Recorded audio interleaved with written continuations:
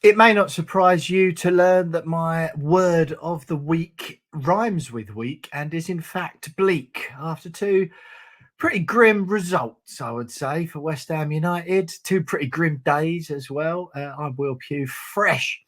Well, not that fresh, actually. Pretty sort of beaten up and tired after my trip to Freiburg, closely followed by a trip to London Stadium. Both grey, both freezing cold, raining like nobody's business at London Stadium on Sunday. And in that time, lots of miles travelled, a few shillings spent.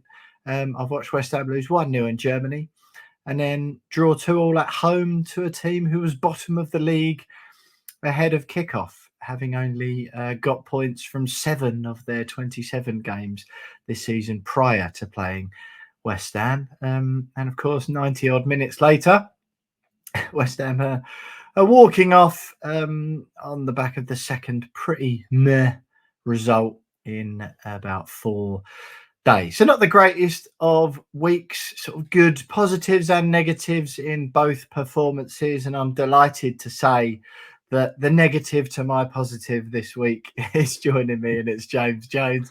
Jonesy, great to speak to you again, mate. I did a couple of podcasts in the week since me and you last spoke, a little like semi tipsy immediate post-match reaction after Freiburg that I recorded on the balcony of my hotel. And then I spoke to Joe from Turfcast, friend of the show, of course, ahead of the game against Burnley.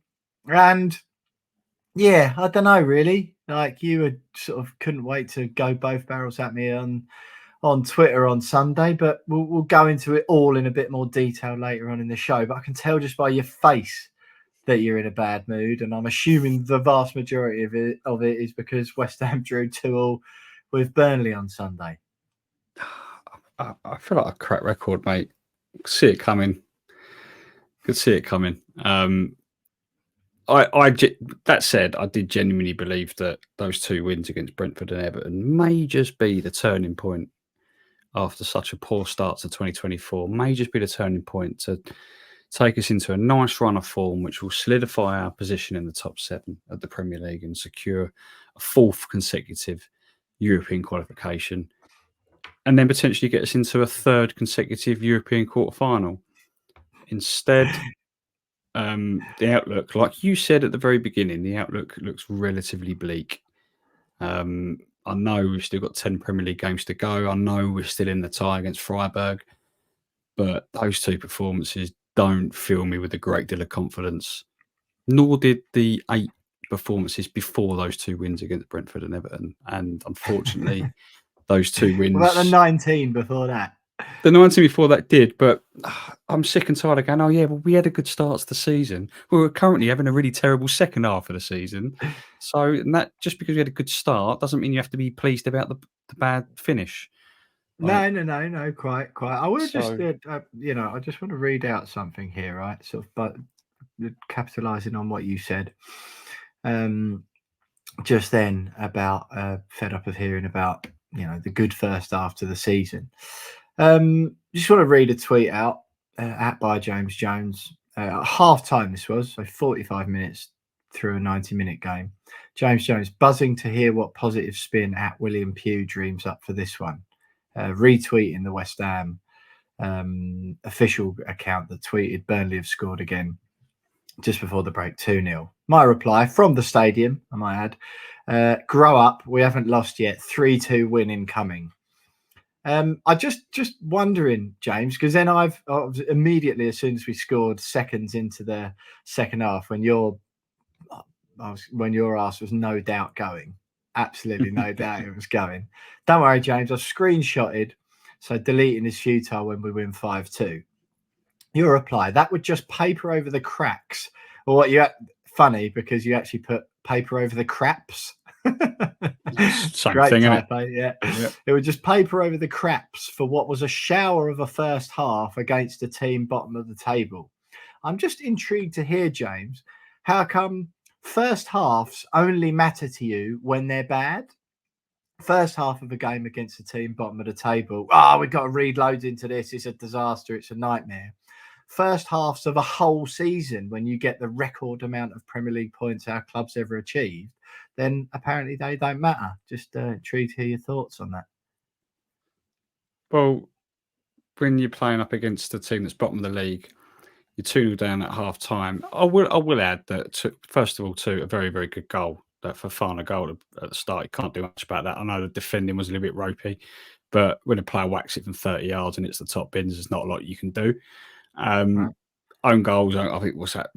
Mavropanos' 8th own goal this season. It seems like in 4 games. He's almost, I think he's our top scorer, isn't he? But then I was looking at the reason why I said that is because I was looking at the stats at 1-0, and I think it was like 20 minutes in, and we hadn't even had a shot on goal. I'm going, what? We're at home to a team that's bottom of the league. And not only are we 1-0 down, albeit to a screamer that you can't do a great deal about, we've not even tried to attack them. It's like 3 or 4 weeks ago when we just didn't bother turning up to play football. We just turned up to let the other team play. And not only have we done that against a team that's barely scored a goal all season, barely done anything all season. And then I think we had our first shot on 4 target. 4 wins, 3 draws, 20 defeats before they came into the game. And I think our first shot on target came in the 41st minute. That is not acceptable, mate. Like, it's not acceptable for a team that should be or is telling everyone and is trying to be this consistent, regular top 6, top 7 Premier League football club that's going to continue to compete at that level forevermore. And and I wouldn't. We are still 7th, I would add, but yeah, we are still 7th. But I mean, we had a chance to really solidify above Brighton, who are the oracle of all things attacking football. Yeah. But who also won this weekend, so caught us up a little bit. And if Newcastle beat Chelsea tonight on Monday night, they will go above us, and I think we go down to 9th or 8th or wherever it is. So, so it's for me, it's just not great. And had we been in great form going into that, and then we've drawn 2-2 with Burnley at home, you go, okay, these little slip-ups, they happen. But it's like reverting back to type before those 2 wins. It's like reverting back to type. Are you willing granted, to... I didn't... Sorry, go on. Granted, I didn't watch the full 90 minutes. I only watched the last 25. That is quite a large asterisk. But you just got to... You've only got to look at the stats to really see how bad it was in the first half. And then sort of reading into what other people had seen. The last 25 minutes, we had all the ball, but we were huffing and puffing against Burnley, for crying out loud. But sometimes football games are won like that, aren't they? Like, I think this one wasn't won like that, though, was it? No. Yeah, but right, okay. Are you willing to concede then? By the way, before people just think this is like some shtick we're doing, the first half was rubbish, and we definitely. I have no idea why against a team like that, like you said, we don't just go both barrels early, because their confidence was clearly so fragile. You put one past them in the first 5-10 minutes or 15, 20, whatever, and their confidence goes, and that's it. They're done. But sorry, will you at least concede, right? I know the result's bad. The result's bad. You should be beating those, and we have struggled against the teams.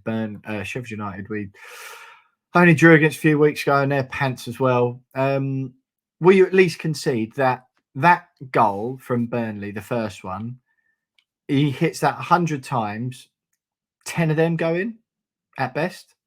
And the second one, I know what you mean about Mavropanos. It is a bit annoying, but it's also, again, a player gets in that position down the wing 100 times, with the amount of players he had in the box. That was sort of the annoying thing. If Mavropanos had left it, there weren't a Burnley player in sight, was there? And that probably only goes in the net 25 times out of 100. So for both of those to go, will you at least concede that we're a bit a lack of attacking intent aside for a sec, because I'm totally aligned with you on that. I think that was just ridiculous. It's like, why not go for them early and kill the confidence? But at least concede that their 2 goals were pretty lucky, and like 100. If West Ham let the opposition get into those positions 100 times, the vast majority of them, they don't lead to goals. Yeah, there is an element of luck to Burnley's lead in that first half. But the fact that we've not even tried to, well, it felt like, it feels like we didn't even try to attack them, means that you open yourself up for those little. If you give teams like that the opportunities, they're gonna, it's those sort of things are gonna happen. The fact is that we should have started teams like that, but like they're pants, or any team, yeah. But the fact is that we should have started. The correct way of starting that game was the way that we started against Brentford, up and at them. I'm not saying that we should have been 2-0 up inside 7 minutes like we were against Brentford, but we should have had at least a few attempts on goal and like rattle them. And we didn't. Agree, yeah. We gave them the opportunity to ping one from 30 yards and for it to go in. We gave them the opportunity to get down the wings and put a speculative cross in that could potentially go in off the player. Like, just shouldn't be happening. It shouldn't be happening. And the fact is that we put ourselves in a really good position to those 2 wins puts us in a good position to really put everyone else around us under a bit of pressure for that top 7 finish. And by the end of tonight, by the time this goes out, we won't be in the top 7. Probably. We might be. We might be, but I don't know. It's just frustrating because that was the last game of that run of 4 really, really good fixtures that we had that we spoke about. And now we got Villa at home at the weekend. They're going to want to bounce back from getting battered by Tottenham, and they're going to want to keep hold of 4th. That's going to be hard. And the fact is, we're coming into a really difficult run of fixtures, and we've dropped 2 points against the team that's going to be relegated in about a month. Like, I agree. Frustrating. Right. First of all, you owe the Bobby Moore Fund 20 quid. Have you paid it yet? No, not yet. No, I've been busy. Well, get it paid. I will pay it, though. I will pay it. Get it paid. I called you out on Twitter and asked for a screenshot below. Not a peep out of it because, as I said, in 4 games ago, I said I bet you would get at least 7 points out of the next 2 games. Nah, no chance. Absolutely no chance. Once again, as I've been talking about all season, and you talk about the trend line and what games you expect to get what points out of, you didn't expect us to get the amount of points we have out the last 4 games yet. So West Ham have exceeded your expectations, yet you're still absolutely gutted.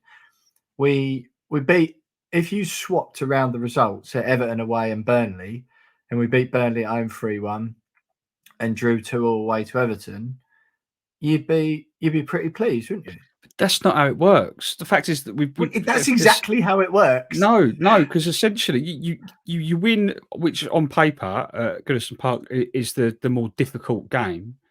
Yeah. You give yourself an advantage to overexceed by. It doesn't mean to say, it gives you a free hit to drop points in the easy game. But I've already overexceeded your expectations. Yeah, but it doesn't just because you win the harder game doesn't mean to say that it's all right. It's all right. We won the harder game, so it doesn't matter if we don't win the easy game. That's not how it works. The fact is that we put ourselves in a good position to do even better. We're still in a good position. If you gave us the points against Burnley at home and then lost against Arsenal away, we'd still have this many points. Like, that's a game we didn't expect to win, and we did. So that's not how football works, is it? But by winning the game that you didn't expect, i.e., Arsenal away, and then you doesn't mean to say that. So you've got to be more fuming if you then don't. That doesn't mean to say that. But then, if you do that, and then it doesn't matter if we don't win the game that we should win, because at least we won that one. It's like, well, no, you've kind of just undone all that exactly good work. How it works. You've undone all that good work by winning the hard game. No, you haven't. You haven't undone the good work. You're in the position you would have expected them to be. If you said, right, James, we got Arsenal away and Burnley at home, how many points do you think we're going to get? We got 3. Why are you fuming that they didn't get them the way around you thought we should get them? I'm fuming because, yes, we got the hard one. I'm fuming because we didn't beat the team that's bottom of the league. That's why I'm fuming. Yeah, but we did beat a team away who would be mid-table if it wasn't for their points deduction. And we got. Why are you the annoyed one now, right? Because in the last 4 games, you said there's no way we're getting 7 points. Absolutely no way. West Ham have gone on in the last 4 games to exceed your expectations, and I said it'd be 7 or 9. And they haven't quite. Well, they just about hit mine, but there was a little bit of room. I was half expecting to get 9. And I just thought, when I did my calculations for the bet, I thought we'll get one of the results away somewhere, i.e. Forest and Everton, and we'll lose. We'll probably lose one, and we'll win the 2 home games. We'll get a result at either Forest or Everton. That's how I thought it would go. It didn't quite go like that, but I'm still happy. That's a good, decent run of 4 games.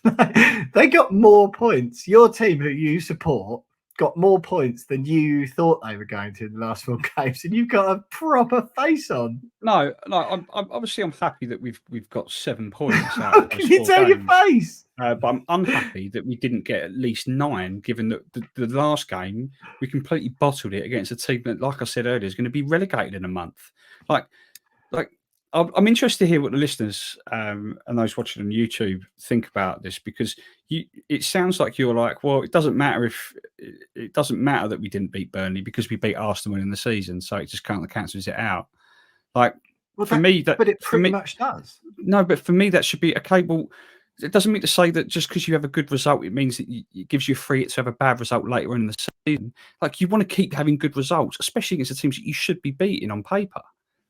Yeah, but And what I'm saying is, after 38 playing against games, Burnley isn't even a case of beating a team on paper. It's just about beating a team that you should be beating. Yeah, but because they're rubbish. So just because we beat Arsenal and Tottenham and other teams early in the season, it doesn't mean to say that okay, but it doesn't matter then. If we go later in the season, we don't beat the likes of Burnley, we don't beat Sheffield United, we don't beat Nottingham Forest, because it's okay because we've beaten Brighton, we've beaten Arsenal, we've beaten Tottenham, so it doesn't matter. Beating those teams that we never beat or that people wouldn't expect us to beat means that we should be in a better position after we've beaten the likes of Sheffield United, Burnley, and puts him in a really strong position. So they're only worthwhile results if we also beat the teams you think we should beat. Because actually, it does. Of course, it matters less. Because if we hadn't also beaten those teams, Arsenal, Liverpool, Chelsea, Tottenham, if we also hadn't beaten those teams, then we'd be facing a relegation battle in the face, probably. So of course, it would matter more. Like, it's an absurd notion. You get 3 points for beating Man United or Arsenal, just as you do if you beat Burnley. It feels like you're just fuming because we're beating Burnley, but surely that should be tempered a bit by the fact we beat Everton, well beat Brentford. Like, of course, it would be a worse result if it came off the back of not picking up those wins as well. No, I'm annoyed that we haven't beaten Burnley because we picked up those points. Well, I mean, because it put us in a good position. You'll forever be disappointed there, won't you? It put us in a good position to solidify ourselves in that top 7, to continue overturning that poor run of form that we're in, where everyone was going, Moyes out, Moyes out, Moyes out. We had a great opportunity to really solidify ourselves in that top 7, and instead it's undone that win against Everton. It's undone that win against Arsenal. You said you. I mean, it, by the way, it literally hasn't undone it because we've still got those points. I've just checked. The Premier League haven't taken them away from us. Well, if you can't beat Burnley, you don't understand what I'm trying to say. You don't understand what I'm trying to say. No, I do. I just don't think the same way. That's it. Right. You said here you're interested to hear what the listeners have got to say, right? And a couple of messages in this week. I read out the one from Joe McDonough, obviously, around the Freiburg game. Andre De Castro sent us the stuff about Lucas Paqueta as a good. I'm going to read one out here, James, and you'll be on this side of the argument, right? This is from Goldstar, Goldstar 1080 on Instagram. I've read out a message from him before, and he said, "Listen to your latest podcast, and it's so frustrating." This was his old message in December. You both make good points, but you're overlooking Moyes' fatal flaw in his views about youth players, right? Replied to him, then read it out on the podcast, and he's messaged again, right? This is Instagram at We Are West Ham Pod on Instagram. And he says, "Will, you're very disingenuous sometimes." I did have to Google disingenuous, by the way. Us Moyes outers are not disgruntled because we went on a bad run. It's that during the run, we were absolutely appalling and Moyes simply refused to change anything. Let's see how the rest of the season goes before we see 2 decent results against bottom 6 teams as the dawn of a new renaissance. And I did think it was a decent performance against Everton. The difference Paqueta makes is monumental, but I don't believe it's sustainable. We'll see. So What do you think? Go on, James. Your thoughts first. I think he's right. I think had we gone on that run, but there was evidence there that we were trying to win those games, or at least playing better football, and not just completely rolling over in some of them. Then there probably would have been far more acceptance amongst the fan base that okay, every team goes on a bad run in a season, unless you're Man City or Liverpool. Loads of the fan base is not an acceptance of that, is there?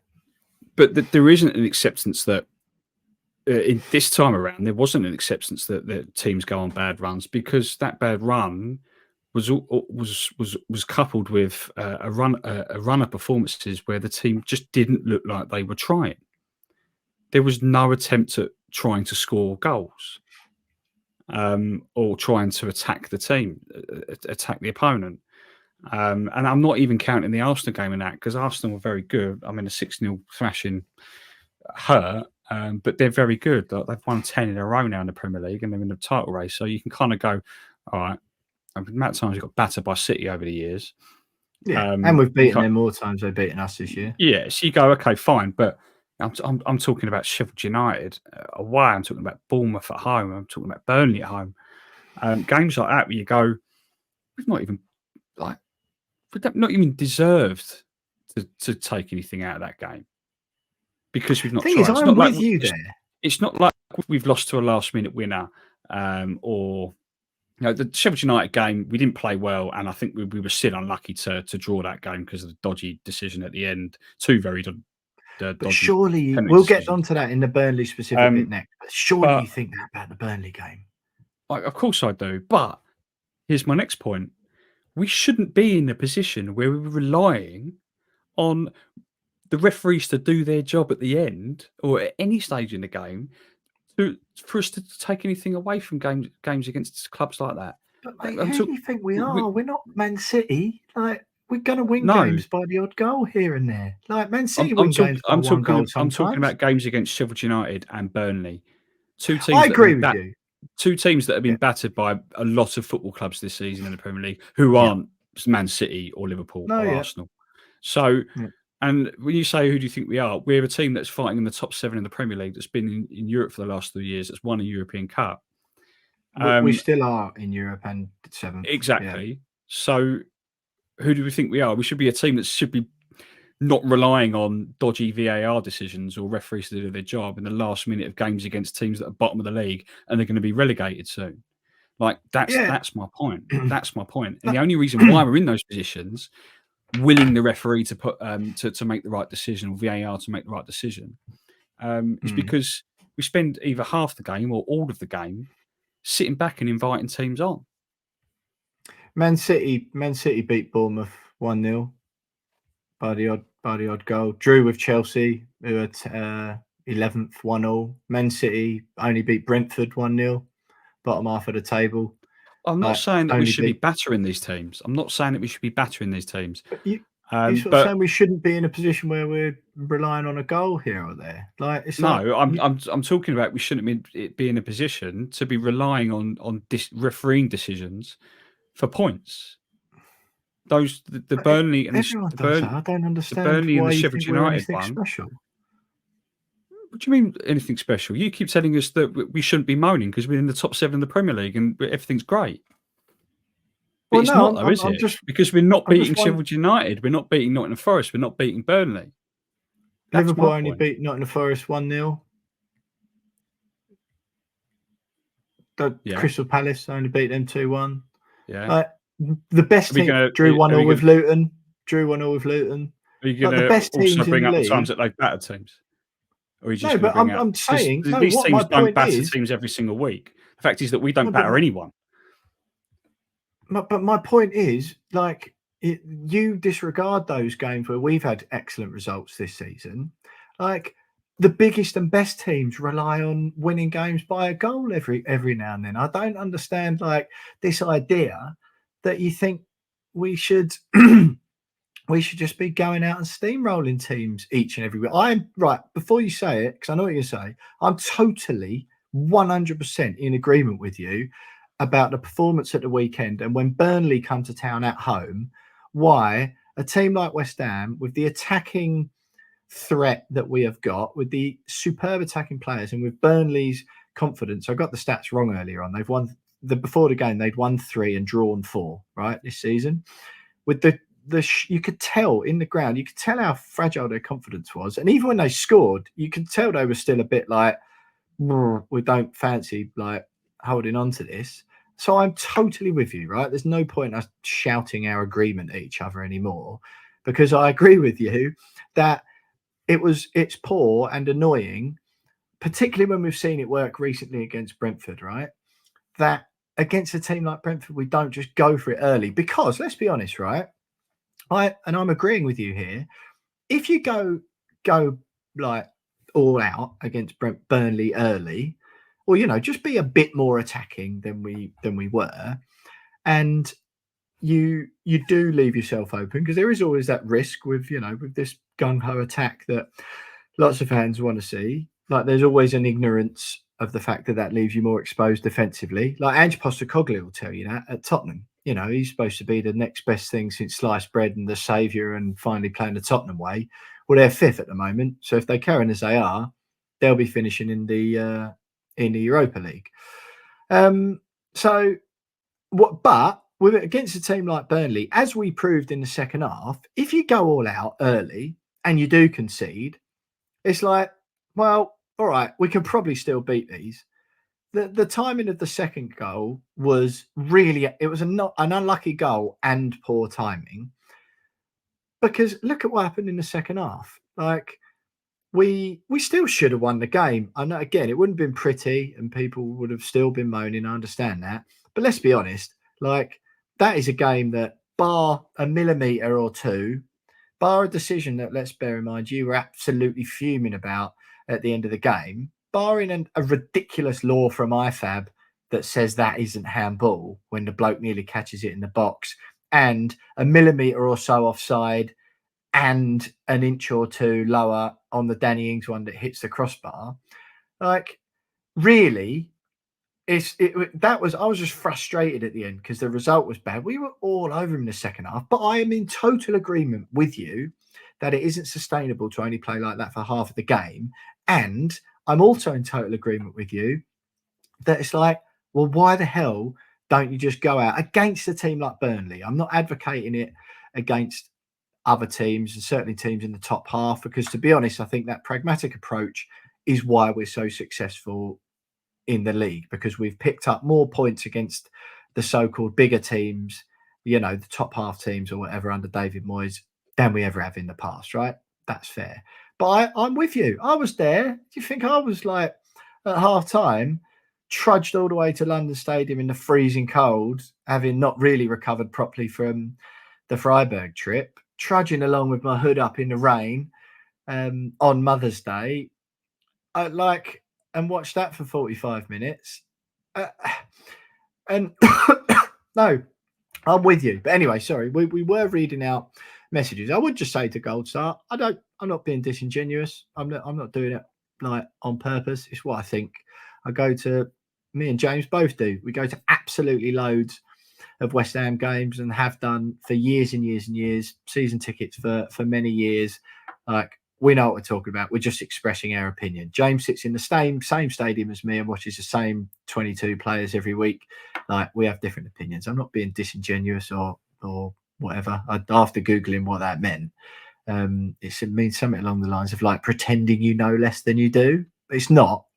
I just have a different opinion to you, and I'm not being narky for the sake of being narky. I just see it totally differently. Another message we got, James.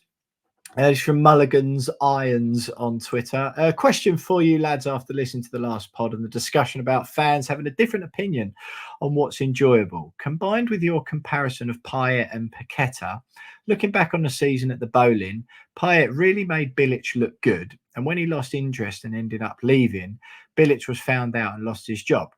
Now with Paqueta, I find myself when he's not playing losing interest, as I know we'll be relying on a James Ward-Prowse corner or free kick. We won't score, and we won't score from open play. The stat you boys brought up about not winning without Paqueta is really concerning. And I'm bringing up the first season in the new stadium when we struggled. So the question is, should we be asking not Moyes out or in, but has Paqueta actually saved Moyes' job thus far? Because I enjoy our football when Paqueta plays, but dread it when he's out. What are your thoughts, Mulligan Science? And cheers for the message. Mate, you got in touch on Instagram the other day, James. So reminder, you lot can too. We are West Ham Pod on Insta. What's your thoughts to that then, James? I see where he's getting at. I think there's an element of truth in that this season. Whether it's a case of I thought he was going to go down the route of if Paqueta leaves, then Moyes gets found out. I wouldn't agree with that, but yeah, I think there's an element of truth in that. But then at the same time, I don't know. I think maybe, but if say if Paqueta was still injured, do we win those 2 games against Brentford and Everton?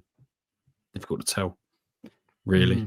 Brentford, I would say less so, but Everton, I think he weren't great, was he? He hasn't been great. He was awful again against Burnley.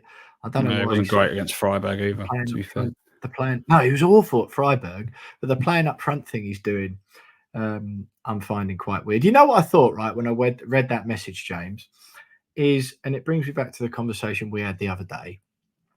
The thing I thought when I read that was, well, I'd much rather be relying on one particularly talented player to get us a few good results, as many teams do. You know, City without De Bruyne are slightly less good. Liverpool without Salah, slightly less good. Villa without Watkins. Arsenal without Odegaard. And Saka. Teams have outstanding players. That's how football works.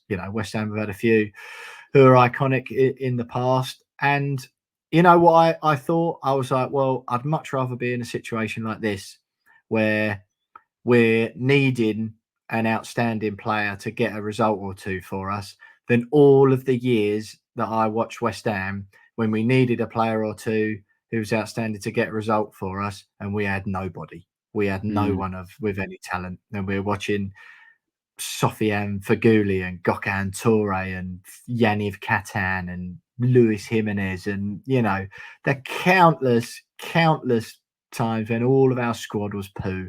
So I'll be honest, I'm not really worried. I think we've got an excellent squad of footballers, the best squad, and some of the best players I've ever seen at West Ham. Emerson, he's probably the best left back I've ever seen. Pete Cresswell was really good, but Emerson's taken it up a level. It's like the confusion this season as well, when people were like getting angry because Areola has a good game. It's like, what? Like, what? I mean, Ludek McCloskey, how many great games did he have for West Ham? Robert Green, what a goalkeeper he was. And everyone loved him. Like, we're all dreaming of a team of Robert Greens. My name is Ludo McCloskey. We would hail these goalkeepers and like applaud them and congratulate them for doing their job well and earning their money for our club. And, we don't go, when Jared Bowen scores 3 against Brentford, we don't go, oh, look at us relying on Bowen to score goals. I don't understand why, like, oh, look at us relying on Areola to make saves. Yeah. Wouldn't you rather have an outstanding goalkeeper as we've got, who's there to make saves when you concede shots on goal, as will happen in any football game? I don't understand it. But anyway, thanks for the 2 questions, gents. I can assure you, I'm not being disingenuous on purpose. It may come across that for sure. I've had smug and disingenuous in the last couple of weeks. So not doing that on purpose. It's just we just have differing opinions. Right, James, have you anything else to add on the holistic situation at the moment? Actually, I will just ask you quickly. Freiburg, obviously, I haven't spoken to you. I won't go into it in too much detail because I've done my instant post-match reaction, and then the podcast went up as part of the Opposition View pod. I did a little bit more of a look back on the Freiburg game, a bit of a solo one, but people haven't heard your thoughts. Like I was saying, really, I think the plan was to keep it cagey, and therefore it was only ever going to be 0-0, 1-0 to us or 1-0 to Freiburg. We were sort of on the bad luck end of it, but I'm still pretty confident we'll do the job on Thursday. I think they're really beatable. So disappointing we didn't win, but again, it was. I felt like sort of part of the plan, and we could have easily nicked one or drawn or like 1-1-0. I just think we didn't get the rub of the green. Yeah, we've been here before, haven't we? Albeit against a far better team in Sevilla at this stage in the Europa League, 1-0 down after the away leg. So we've definitely got enough to beat them on Thursday night. It was always going to be tight. We expected us to approach the game in the way that we did eventually approach the game. But I just felt like there was a number of really out of character performances that didn't allow us to win that game comfortably, even with that approach. I think Piquet, we've already said Piquet wasn't great. It was terrible. It was really terrible. It's bad. Who was the second one? And Kudos, Piquet, those two in particular, I thought weren't great. Yeah. I thought Zuma. I mean, I've said it quite a lot recently. Just not good at all. And then I thought Alvarez had a half decent game, but it was his really weird pass into the middle, which was intercepted, which led to their goal. Just didn't need to make that pass. Just like, what are you doing, mate? Like, just keep the ball. So it was a number of different individual performances which cost us, I think, because the approach wasn't terrible. And I think the result. I think I tweeted after the game, and I thought the result wasn't the end of the world. We've got more than enough. But if we approach it like we did against Burnley, then we've got no hope. But I think we've got. I don't think he will do. I think we'll go all out and we'll get the result on Thursday. But frustrating, really. And then the handball thing at the end. I don't think I'll ever understand it, if I'm honest. It should, if it's taken that long to decide whether it's handball or not, but it's clearly handball, then it should be a penalty. The fact he's gone and had a look at it on the monitor on the side of the pitch, watched the player handball it, and then still gone, nah, I'm sticking with my decision. It's like, wait, it's like, get in the bin. Like, what's the point? What's the point? Yeah, I actually did think, I don't know what you think about this, James. I said that if that gets given against West Ham, I'd be pretty fuming. Like, I think I'd be miffed with that. No, he's really. We've been told over and over again, if your arm or your hand is in an unnatural position and the ball hits it in the area, it's a penalty. So we've grown, whether we like it or not, we've grown to accept that fact. The Zuma one at Everton. Proximity, doesn't that count? And if it comes off of your own foot? Mate, if I had it my way, it would be if it hits your hand, regardless of proximity, it's a penalty. Like, even the Zuma one at Everton? Because I was a bit like... I mean, it's annoying, but like it's hit his hand. Like they should change the rule. No grey areas. Like this one against Burnley, which we'll get onto. No grey areas. The ball hits your hand. Don't care about proximity. If the ball hits your hand, it's a penalty. It's a penalty. That way, then there's none of this. There's no me tweeting after Burnley one going, it's a disgrace. There's no me heading my hands. Getting told off by the PGMOL. Been like, I've got a bit of a dressing down. You did get a smack bottom, didn't you? I got a smack bottom. And none of that. None of me with my head in my hands in my living room on Thursday night after I've watched the referee look at the exact same clip that I've seen. At least you're in your living room, mate. 100 times. And I've seen the replay over and over again. He's seen the replay over and over again, and he's come to the complete opposite decision of what is correct. None of that. If it hits someone's hand, it's a penalty. Get rid of it. Put it in the bin. I'll never understand it. And let's change the subject. I'll get upset. Yeah. Get fuming about it. Right. Okay. Tell you what. Do us a favour, everyone. Follow us on Twitter at @WeAre_West Ham. Hang on. What's going on here? Nope. Yeah. Sorry, I thought we'd had an interesting tweet then that I could read out, but we hadn't. So I'll ignore that. follow us on Twitter at @WeAre_West Ham, at @WeAreWestHamPod on Instagram. Like I said, cheers for the messages we've had this week. Sorry if I didn't read your one out, but keep them coming, and we try and reply and or read them out on the pod. Sometimes both, if you're lucky. So get in touch there. You can buy us a pint if you want. buymeacoffee.com/wearewestham. Me and James are both using our fancy new microphones. James tells me his is so good that he plugged his headphones into the bottom of it and he could hear his wife and his little boy from downstairs, even though he couldn't hear them with his actual ears. So if you've heard little 4-year-old Harrison, Yeah, he's 4. Yeah.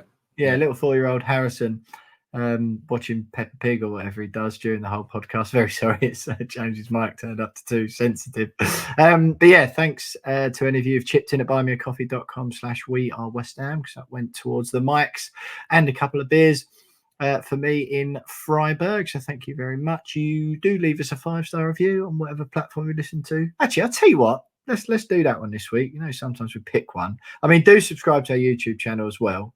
Because we throw some stuff up on there and you can watch as well as listen. But yeah, I tell you what, this week, if you haven't done it already, do us a favor. Go on, just do one of the housekeeping things for us. Assuming you follow us on social media already, either go and subscribe to our YouTube channel. That may mean setting up a YouTube profile, which, if you haven't already, which takes about 2 seconds, especially if you've got a Gmail account. So go on, do that for us and then make us your first channel you subscribe to. And if you already do that, leave us a 5-star review on Apple Podcasts or Spotify. Some nice or mean words if you want. Call me smug or disingenuous. If you put 5 stars, that'll be very helpful. So that's your task for the week. James, let's talk about Burnley in a bit more detail next. I'll have Michael from Fuchsler Talk, the Freiburg podcast. He'll be back a little bit later in the week in a separate pod. Plus, we'll also have a Aston Villa opposition view later in the week to look ahead to the league game as well. But me and James will talk a little bit more about Burnley, and then we'll do a little bit of looking ahead ourselves for the Freiburg game. Stay with us.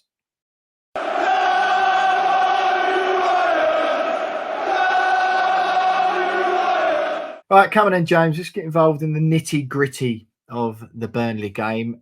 We'll just go chronological, okay?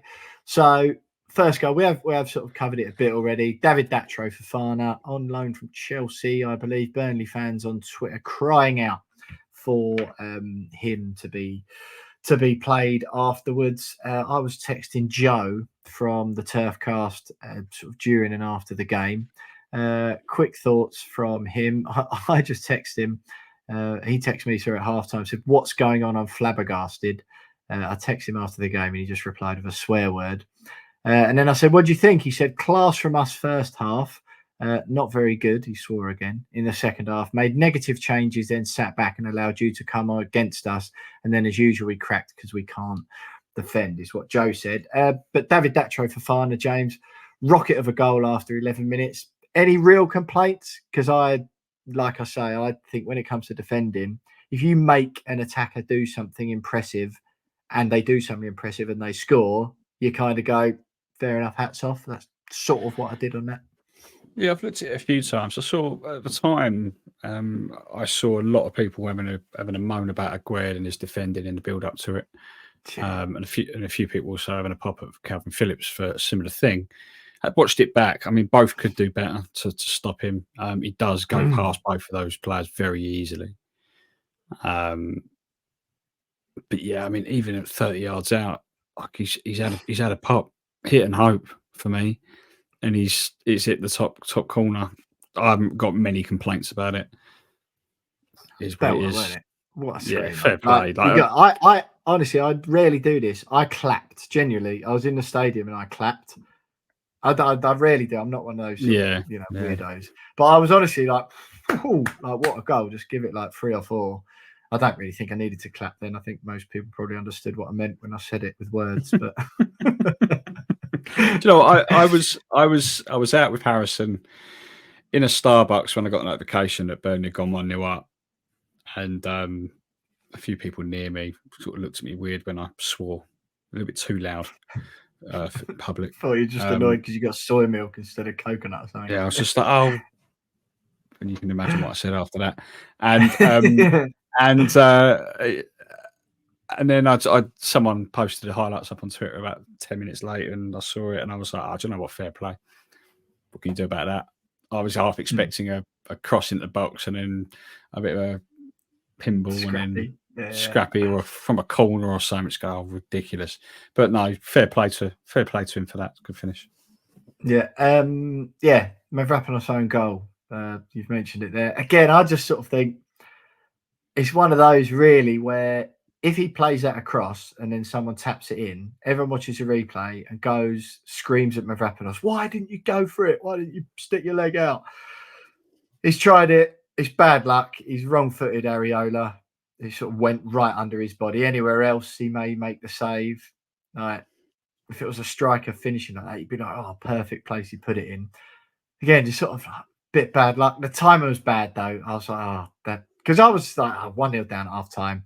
He'll shake it up a bit, and then like we'll come out and we'll easily win. But then I honestly was like, we could do this, but I think we'll do well to get a draw here. And it just sort of changed the dynamic. And it was just like bad luck and kind of was in keeping with the day. Like, it was grey, it was raining, it was cold. And I was just like, bleh.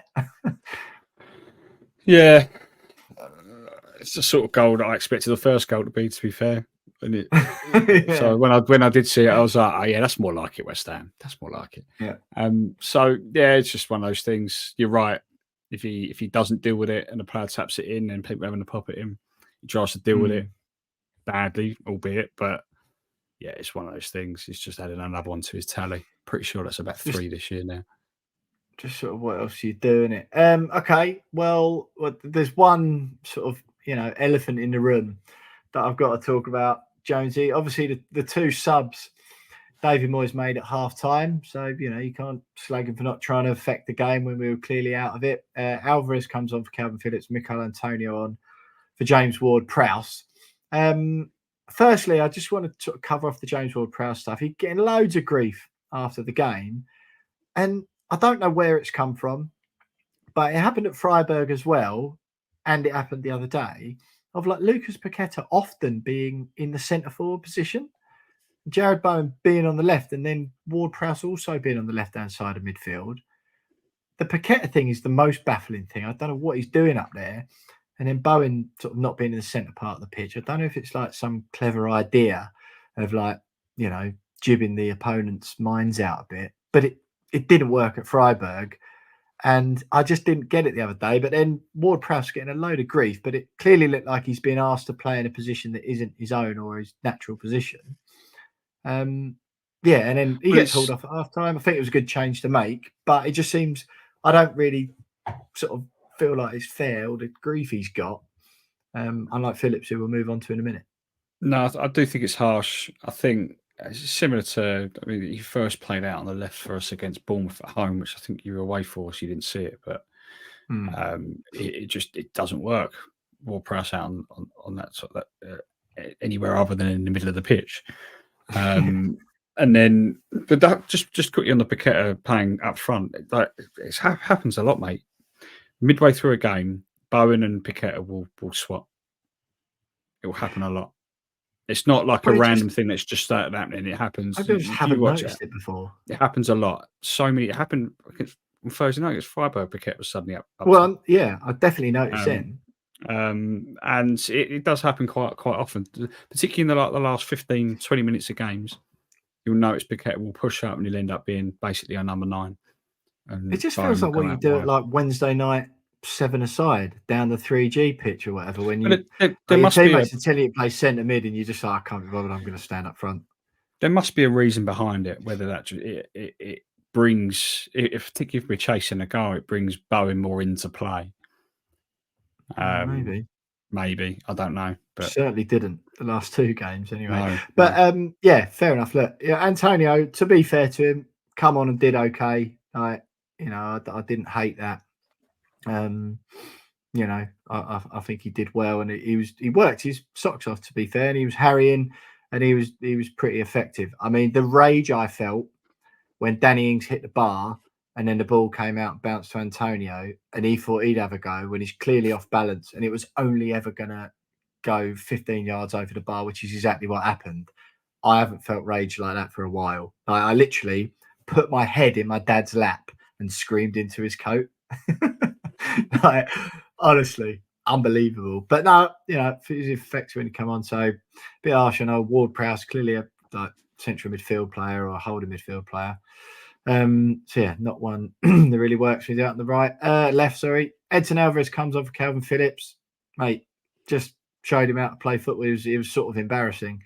Yeah, disaster start for Phillips, really. I didn't think we needed him. Money better spent elsewhere. There was always going to be, or there was a significant chance there would be a hangover, physical and mental, or as it appears, both from his time at Man City, which clearly affected him. But he was really bad in the first half. Couldn't string it, but it was like from the off.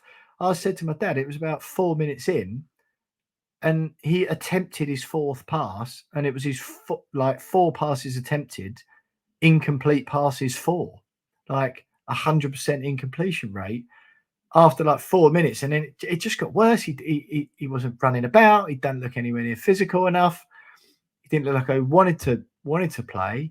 His passing was terrible, and it was one of them where it's sort of, yeah, you just, I don't want to go in too hard on him because he's obviously had a rough time of it, but like, yeah, it's just not working, is it? It's not working. You can feel the pressure on him. Gareth Southgate was in the stands and watched that happen, and he gets hauled off at halftime, understandably. And Edson Alvarez come on and looked mustard compared to him. I think I've seen a lot of people go, I saw one fan, which TalkSport picked up weirdly enough, going, he's one of the worst signings in West Ham's history. Like, well, you clearly haven't watched West Ham for long enough because there have been a hell of a lot worse. But I think it's confidence, or lack of confidence for him, because like people that say he's not a very good footballer, like, wrong. Like, we know how good Calvin Phillips can be. We've seen it. And you don't sign for Man City and then suddenly become rubbish overnight. Like, a lot happened, or shall I say, didn't happen at Man City, which has led to him having no 2 confidence Premier League starts in 18 months. Yeah, and he's then signed for us, hoping to revive his career, and then within 2 minutes of his debut, misplaces a pass to allow Bournemouth to score at home. His first Premier League start in God knows how long. And then 2 games later, gets 2 unlucky yellow cards at Nottingham Forest and is sent off. And then the game he misses, we absolutely batter Brentford. And it's like, his confidence is probably lower than what it was when he was at Man City. And he's spoken previously very, very publicly about his lack of confidence at Man City. He's done it in interviews, how he's reached out to Marcelo Bielsa for advice on how to get back to sort of his best mentally. And he's clearly going through a similar thing, and it's not been the best start for him.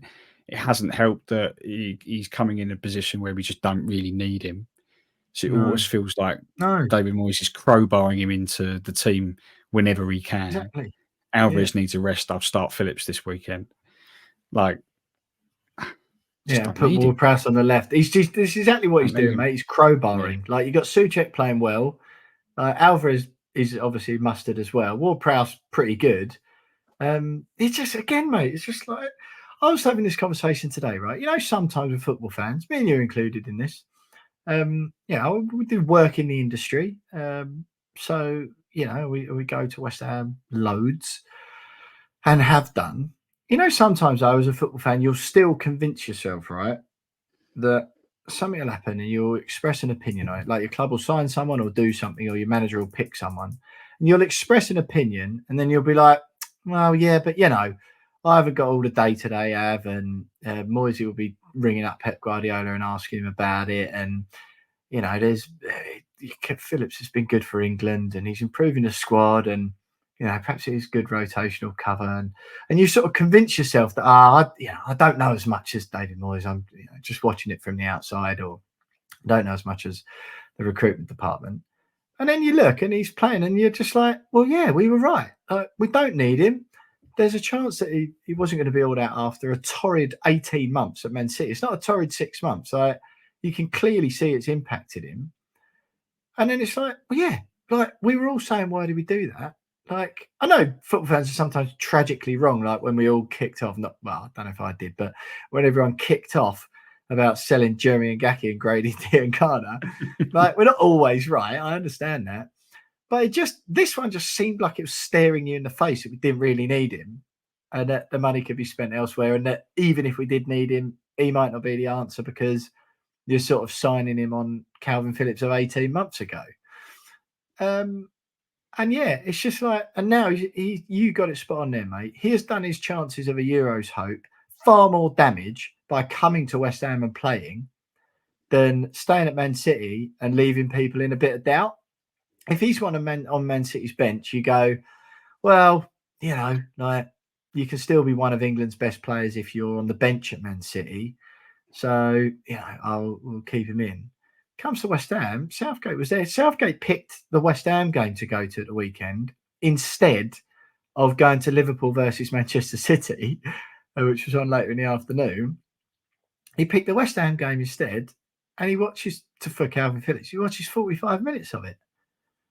And, you know, maybe, all right, you probably watched Bowen as well, but he's, you know, it's only through Jordan Henderson being like, if he's really rubbish at Ajax, he's basically like, he's cemented himself out of the Euros, like certainly at the starting 11, but perhaps even out of the squad. Yeah, I mean, personally, I think the emergence of Jude Bellingham takes Calvin Phillips. No, but it'll be Bellingham Rice +1, won't it? Probably. Yeah, probably Bellingham Rice Foden, but not against the big teams. No, but that's a different conversation. We'll have that conversation in the summer. Yeah. Sorry, yeah. When England are playing, yeah. Yeah. We've covered it. We've covered everything off with him. But what I want to point out is I've seen a lot of people really go in on Calvin Phillips, and I feel sorry for him. I think within 2 minutes of his debut, worst possible start, red card an unlucky red card, I think, 2 weeks later. And he's kind of started a couple of games, come off the bench in a couple of games, really not had a good run, had a chance to have a good run of game time, miles out of confidence. And that's not his fault. Just one of those things. But we haven't helped the situation by signing him, quite frankly. Should have left him alone. But I hope he turns it around. I don't think he will between now and the end of the summer or the end of the season for us. But I hope he does turn his career around and gets his confidence back, because on his day, he's a brilliant player. He's great at Leeds, brilliant for England. So it is quite funny, to be fair, that Man City didn't want to let us include an option to buy in the deal because they were convinced he was going to prove that he's better than West Ham the second half of the season, and that someone we've had a result to be fair, haven't we? Proper money. Yeah. Exactly. All right, second half then. Lucas Paqueta, perfect start to the second half, gave us all hope, and you know, I was convinced we were going to win it then. I was like, this is it. The crowd got up a bit, which was decent. And look, it was just annoying then. We were sort of all over them. We had a couple of opportunities where we did open ourselves up to them coming a little bit close. There were a few heart in mouths moments, and they could have easily gone 3-1 up, no doubt. But yeah, lots of huffing and puffing, as you mentioned earlier on. And then it looked like Ings had got the equaliser, albeit on 85 minutes. He comes on, and it was head in hands. I mean, he come on for Naya Fagued, who was terrible again. He's just off it, completely off it. You know, it's that bad. You got fans calling for Angelo Ogbonna to be starting alongside Mavropanos. And I think we sort of find ourselves in a centre-back crisis again suddenly from going into the season feeling like we were in the best possible shape in that position. But Ings comes on for Aguerd off after 82 minutes. Antonio, like I said, had an impact. Pretty much immediate impact from Ings as well. 2 minutes later, he chips it over the goalkeeper after Antonio's, decent little bit of play. But Antonio deemed to be offside in the build-up. I mean, what was it? Barely anything in it, but I suppose it is. Well, it didn't look it to me, but I couldn't really tell from the lines. I didn't look for too long. I was was in the ground. I was watching. Just the game popped up on my phone randomly. I just unlocked my phone and there it was. Which was quite nice.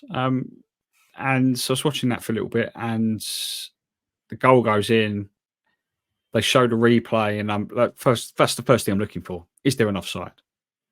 Yeah. They showed a replay. That was what's annoying. I proper went for it. They showed a replay, and I'm like, oh, he's miles on. He's miles on. There's no offside there. And then they go to VAR, and they go to the offside VAR, and I'm like, oh yeah, it'd be fine. It'd be fine. It goes on and on and on, and then they ruled it out, and then they show the line, and it must have been like I said to you on WhatsApp, it must have been the fibres on Antonio's shirt that were offside, because to the naked eye, they're bang on in line, and it's just another example of VAR just trying to find an excuse to rule a goal out. Well, offside is black and white, isn't it? But even from the images I saw, it didn't See, nothing I saw clear enough to go. Yeah, fair enough. It's the things like I really want them to bring in Wenger's plans for offside, where it has to be the whole body for it to be offside. Because for something like that, for the Antonio one, how much more advantage has Antonio got on that defender when it's literally the fibres on his shirt? He's not got any advantage, and if anything, the defender should be closer to him. Because he's not really nowhere near him, should be closer to him to stop him from putting that ball in for Ings. The offside rule was brought in to stop goal hanging in 1873 or something. Seriously, that's what it's for. It's exactly. Not. A whole body would be absolutely fine. Yeah, but you would still get millimeter decisions. To be fair, wouldn't you? But you would. I am with you. But yeah, it's just like Antonio hasn't gained any more advantage. His whole leg could have been ahead of the defender, and he wouldn't have gained any more advantage. Like he could have been 10 yards ahead of the defender, and he wouldn't have gained. Yeah, true. Yeah, true. They're just little, very marginal offsides like that, and that's probably one of the most marginal offsides you're going to get in the Premier League. Yeah, and it doesn't make it. It's just pointless. It's pointless. But yeah, like you said, it's black and white. Yeah. All right. So that one gets ruled off. Annoying, but whatever. Fine. Danny Ings, fair play. Look, I don't want to heap too much praise on him, right? Because the bloke's been our third highest earner since he arrived, and frankly, has been abysmal. Like, he's been really abysmal. But he took the blow well. The first one getting ruled out, and then sort of Johnny on the box or Johnny on the spot, whatever the thing is, whatever the saying is. And then, falls to him nicely again. Lovely little turn. Excellent finish. Keeper perhaps could do better. But it's like, it was nice and quick. The ball's controlled and he's got the shot off and it's in. Brilliant. You can see he was nice, like pretty relieved as well. Got us back in the game. Get the draw. And he smashes it off the crossbar just a couple of minutes later. And then the handball at the end. I mean, I don't really know. That's why I'm sort of I was frustrated. I was really annoyed. But it's like, well, after that bad first half and the one in the freak goal and then the sort of unlucky own goal, we've kind of given it our best shot. And really, Burnley are still lucky to get anything out of that game, despite being 2-0 up at half time.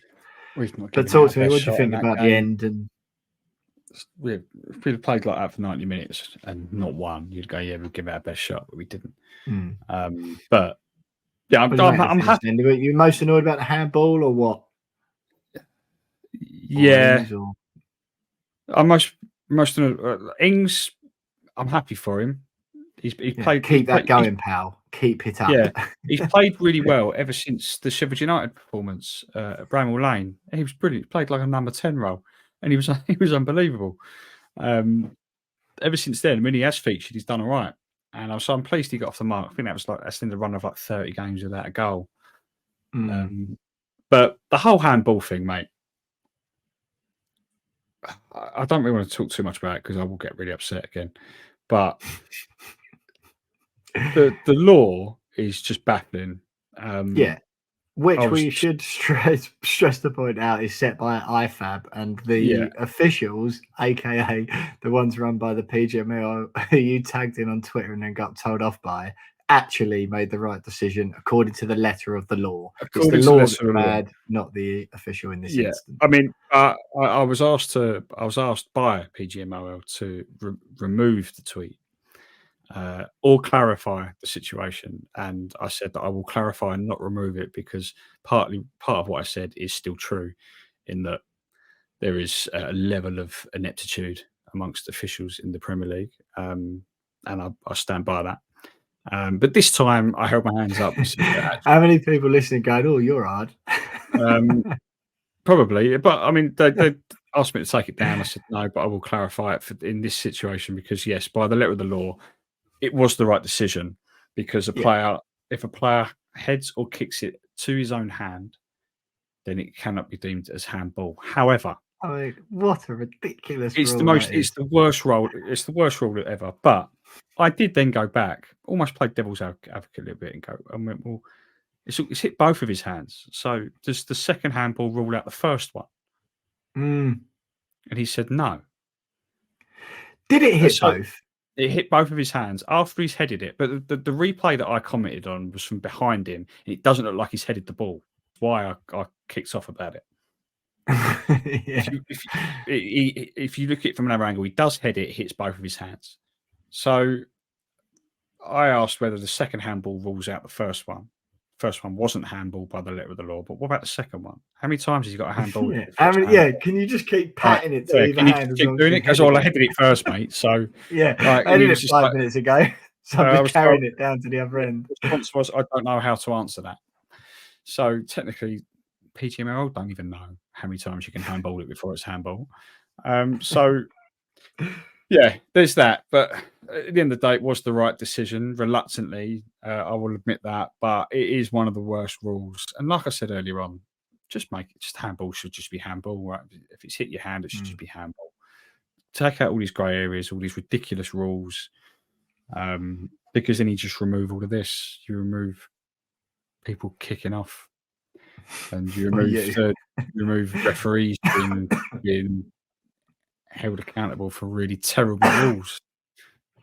And so, I'm with you. All right. Well, disappointing result. 2 disappointing results, really. I think a bit of luck in both of them.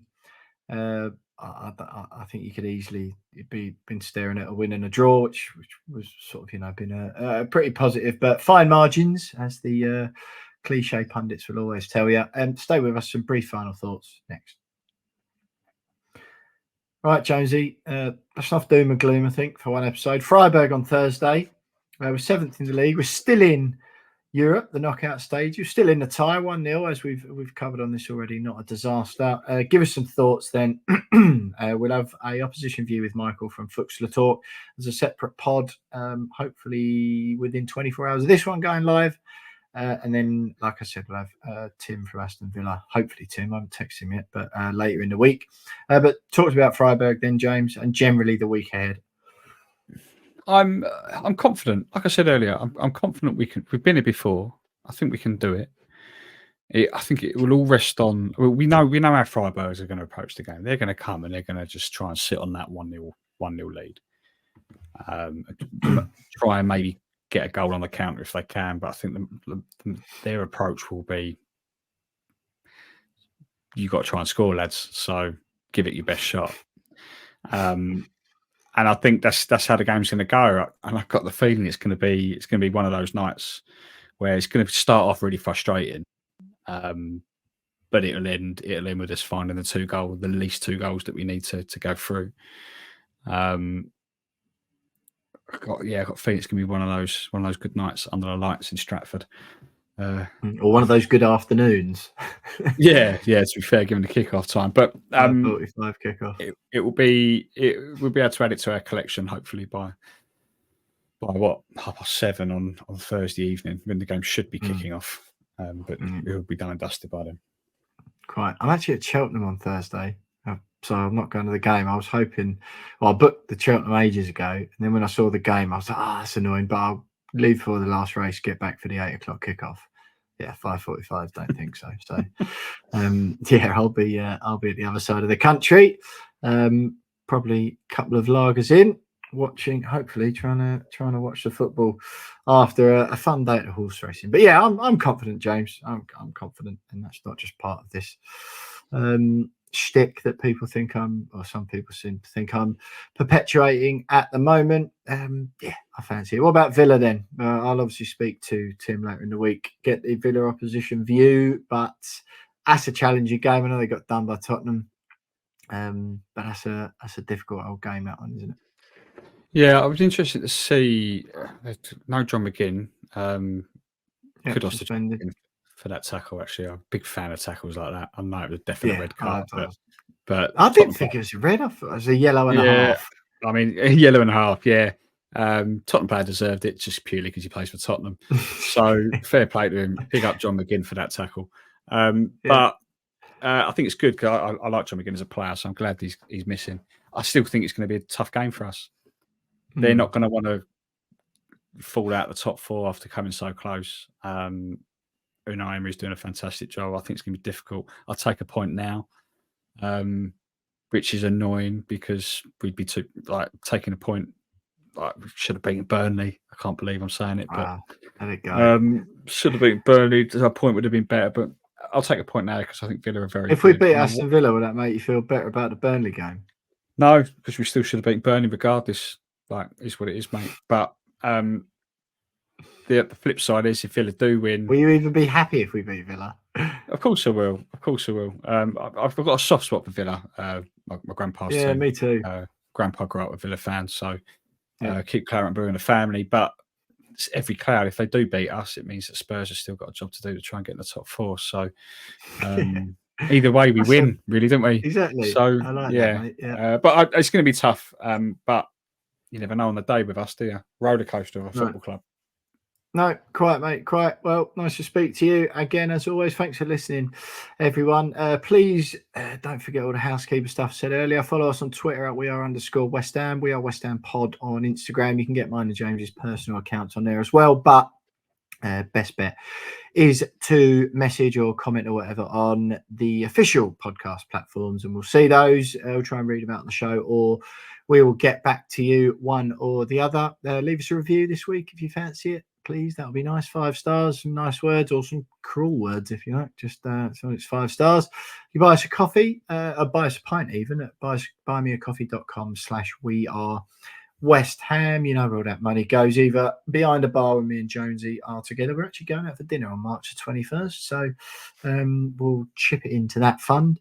It's buymeacoffee.com/wearewest ham. Yeah, you know where to get us on Twitter and Instagram. Leave us a review. Subscribe to our YouTube channel as well.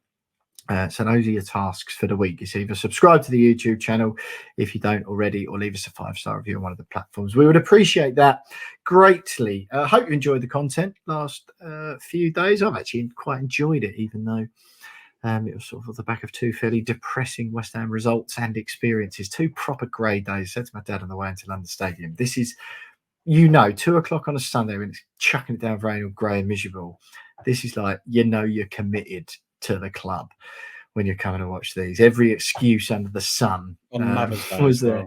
Yeah, that's what I mean. For the Mother's Day thing, it's just like, of anyone you could have ducked out of, that was the one. But we're West Ham till we die, of course. Unfortunately, a lifelong condition as it is. But feeling positive about this week. Obviously, I'd like to get a result at Villa, but I'd take a victory and a defeat this week. If we beat Freiburg, do the business, get through to the quarterfinals of the Europa League, I'll be absolutely buzzing, and whatever we can get from that Villa game, happy days. Opposition view from Michael from Fuchsler Talk coming up, plus one a bit later in the week ahead of the Aston Villa game. Thank you for listening, everyone. Do get involved in the comments on socials and into our DMs, and we'll read those out next week. If you fancy it, give us your thoughts now. Whatever you're doing, immediate thoughts to listen to the podcast, let us know on all platforms. Up the Hammers, West Ham are massive. Thanks for listening. Speak to you next week. Later in the week, even. Goodbye.